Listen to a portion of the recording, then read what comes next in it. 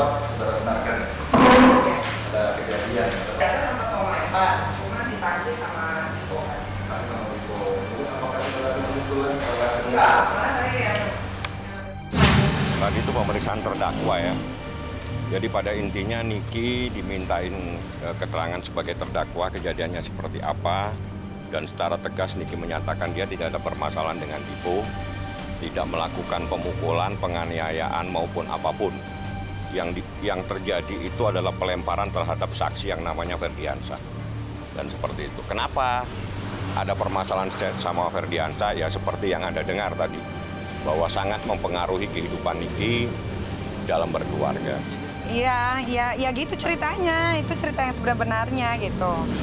Sebenarnya kalau Roy itu nggak ada aja mungkin bisa bertahan sampai sekarang ya gitu. Cuman ya karena ada pengganggu itu satu ya jadinya harus berujungnya sampai ke pengadilan gitu. Jadi keterangan itu sesuai dengan apa yang harus diterangkan. Artinya bahwa itu pertanyaan di pengadilan, kenapa Anda mencari Kiproy dan sebagainya kan yang sudah dijelasin. Nggak mungkin dia akan menjelaskan hal lain, sedangkan ada permasalahan yang sebenarnya. Yang terpenting bahwa terungkap di persidangan bahwa proses Niki, karena belum ada akte cerai di pengadilan agama, status dia adalah suami istri. Ya. Itu secara hukum. Karena sampai saat ini masih proses kasasi sehingga Niki menunggu putusan kasasinya baru setelah itu baru bisa dia mendapatkan akte cerainya. Jadi kalau kita melihat ini ada persoalan rumah tangga yang dibawa ke persoalan pidana. Jadi sebetulnya kalau kasusnya bahwa ini adalah rumah tangga tidak bisa diterapkan pasal-pasal tindak pidana umum seperti ini. Kalau nggak ada bukti gue nggak ngomong dong. Kan dia sendiri yang ngomong. Di WhatsApp pun ada, voice note pun ada, semua ada. Semua juga waktu di BAP juga gue jelasin ke pihak kepolisian. Tapi nggak tahu dimasukin apa enggak. Kan ada gue.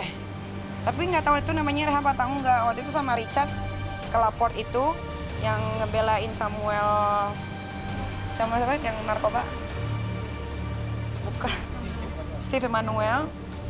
Kan ke Bali, tapi kayak menurut gue itu bukan rehab ya, itu lebih meditasi. Karena dia di air terjun, dia mandi telan.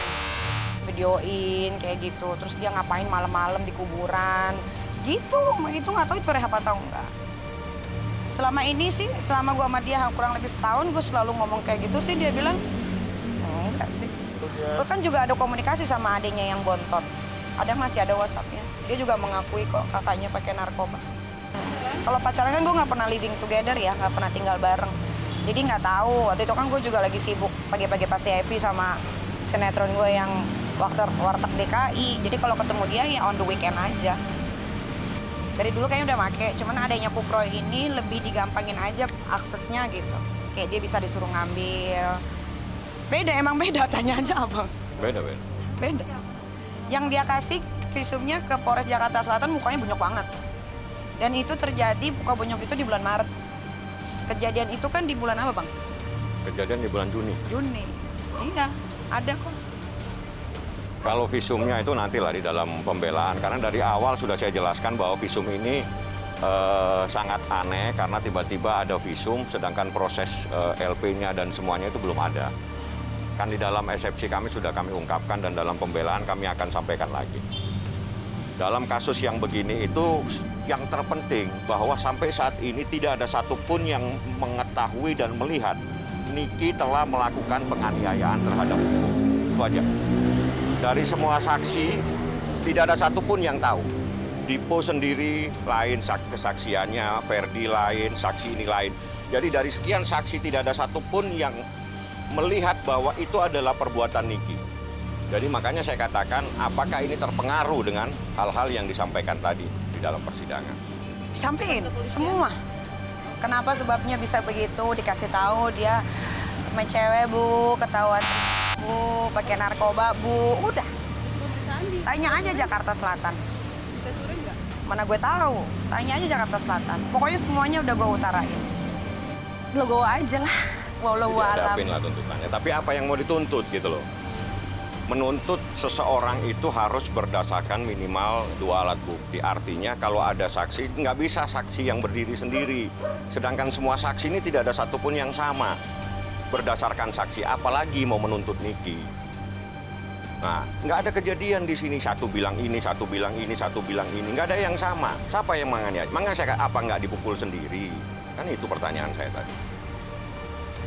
Jadi untuk menuntut itu harus jelas. Saksinya itu minimal sinkron satu sama lain. Bahwa betul saya melihat. Bahkan ada sebuah saksi malah nggak tahu menahu sama sekali. Ya kan? Anda sudah mengikuti proses sidang ini. Nggak ada satupun saksi, hanya pengakuan dari pelapor. Itu pun tidak benar pengakuannya karena tidak sinkron dengan orang yang ada di mobil. Nah, seperti itu. Jadi kita lihatlah tuntutannya pakai dasar apa lagi. Karena kan gini, gue kan udah gagal nikah, gagal lagi. Pengennya walaupun gue punya laki-laki atau suami yang nauzubillah min zalik ya, bangkainya gitu. Maunya gue ya udahlah kalau bisa diperbaiki. Ternyata nggak bisa gara-gara si Ferdiansa ini gitu. Kalau di Islamnya kan udah cerai ya Bang? Secara akidah iya, tapi karena harus diputuskan oleh pengadilan. Jadi karena dia kasasi, otomatis statusnya masih suami istri. Karena belum ada akte cerainya. Karena akte cerai inilah yang bisa menjadikan dasar bahwa Niki sama Dipo telah bercerai secara negara. Makanya dia mengajukan kasasi, nggak tahu apa yang mau dikejar. Karena selalu teriak, bilang katanya sudah cerai, tapi dicerai, malah banding, malah kasasi, kan bingung saya.